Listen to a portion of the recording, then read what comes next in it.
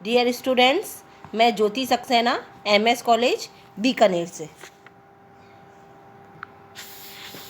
Student, हम स्वैच्छिक संगठन टॉपिक है उसके बारे में डिस्कस कर रहे थे। स्वैच्छिक संगठन क्या है, इसकी बैकग्राउंड हिस्ट्री क्या है, ये कितने टाइप के होते हैं, इनका ऑर्गेनाइजेशन क्या है, इसमें और गवर्नमेंट ऑर्गेनाइजेशन में क्या डिफरेंस है, ये सारा हम कर चुके हैं। आज हम बात करते हैं कंट्रोल सिस्टम, स्वैच्छिक संगठनों पर कैसे नियंत्रण रखा जाता है।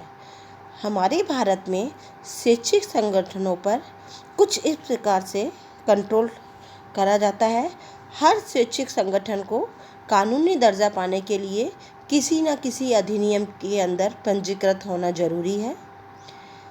राष्ट्रीय सुरक्षा के लिए बने कानून इन संगठनों पर लागू होते हैं। दानदाता या सरकारी अनुदान देने वाले लोगों की कुछ शर्तें होती हैं जो स्वैच्छिक संगठनों को माननी पड़ती है। अनुदान देने वाले अभिकरण इन संगठनों का निरीक्षण कर सकते हैं। कल्याणकारी कार्यक्रम के संचालनों में जब स्वैच्छिक संगठनों के लिए कुछ ऐसे नियम बना दिए जाते हैं ताकि वो अपनी शक्तियों का दुरुपयोग नहीं कर पाएं। तकनीकी परामर्शदाता भी इन पर नियंत्रण रखते हैं। बड़े संगठन की स्थानीय और क्षेत्रीय शाखाओं को मुख्यालय से नियंत्रित किया जाता है। स्वैच्छिक संगठन द्वारा इकट्ठे किए गए चंदे को प्रशासन के द्वारा नियंत्रित किया जाता है। विदेशी अंशदान अधिनियम 1976 के माध्यम से गृह मंत्रालय भी स्वैच्छिक संगठनों पर नियंत्रण रखता है। साथ ही स्वैच्छिक संगठनों को हर साल अपनी आम सभा की बैठकों को बुलाना पड़ता है और अपने सारे खर्चों का अनुमोदन करवाना पड़ता है। सहकारी संस्थाएं या रजिस्ट्रार जहां इनका पंजीकरण हुआ होता है वहां इस संगठन को अपना वार्षिक विवरण देना जरूरी है।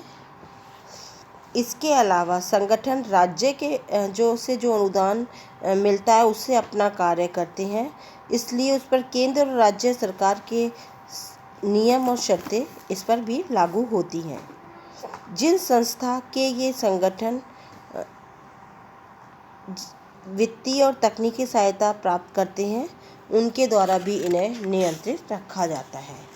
इतने नियंत्रण के बाद भी स्वैच्छिक संगठनों को कुछ समस्याओं का सामना करना पड़ता है, क्योंकि स्वैच्छिक संगठन द्वारा गरीबी, बेरोजगारी, बाल श्रम, आतंकवाद, निरक्षरता, नशापान, महिलाओं पर होने वाले अत्याचारों जैसी बहुत सारी समस्याओं को देखना पड़ता है और उनका समाधान करना पड़ता है।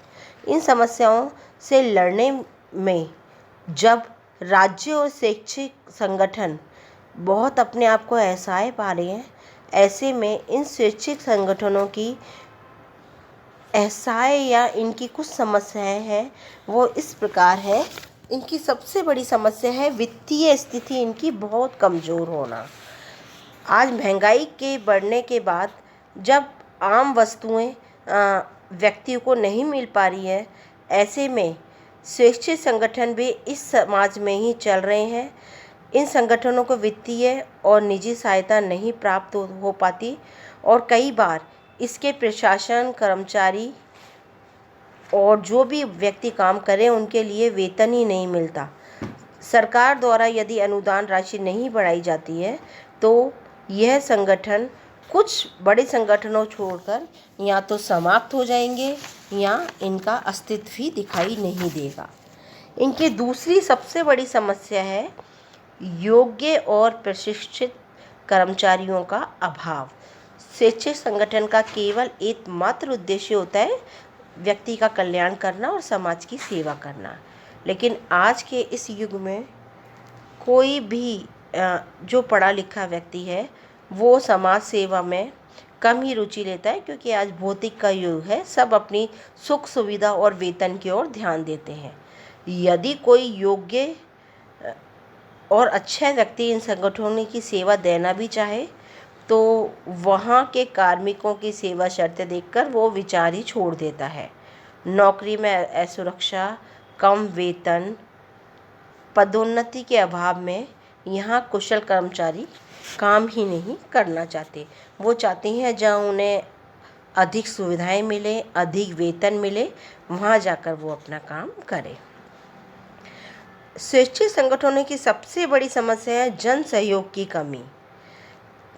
प्राचीन समय में लोग तन मन धन से समाज की सेवा करते थे और समाज सेवा को पुण्य का काम समझते थे, लेकिन आज परिस्थितियां बदल गई हैं। आज स्वैच्छिक संगठनों के बारे में बहुत सारे खराब समाचार सुनने को मिलते हैं कि स्वैच्छिक संगठन का निर्माण किसी उद्देश्य से किया जाता है, जबकि वो उद्देश्य की प्राप्ति न करके अपने स्वयं के उद्देश्यों की पूर्ति में लगे रहते हैं। जब स्वैच्छिक संगठनों के बारे में समाज में ऐसी विचारधारा फैलती है तो जो व्यक्ति ये चाहता है कि वो समाज कल्याण में रुचि ले या अपने कार्यों से समाज का चहुमुखी विकास कर सके, वो दयालु व्यक्ति चाह कर भी स्वैच्छिक संगठन के बारे में जब ऐसा सुनता है तो वो चाह कर भी उनकी सहायता नहीं कर पाता। स्वैच्छिक संगठनों की सबसे बड़ी समस्या है समाज कटकों का शिकार होना। आज स्वैच्छिक संगठन जो भी लड़ाई लड़ रहे हैं बाल श्रम, महिला अत्याचार, बाल विवाह, पिछड़े वर्ग के शोषण के विरुद्ध, तो इन संगठनों को रूढ़िवादी समाज की मानसिकता से जूझना पड़ रहा है। ऐसे में वो इतने अधिक असहाय हो जाते हैं संगठन कि चाहकर या तो वो अपना उद्देश्य ही बदल लेते हैं या फिर स्वयं को दिखावे में या सामाजिक परिवेश में डाल लेते हैं जिसमें गोरख धंधे को आश्रय मिलता है और धन और बल के सारे विरोध होता रहता है।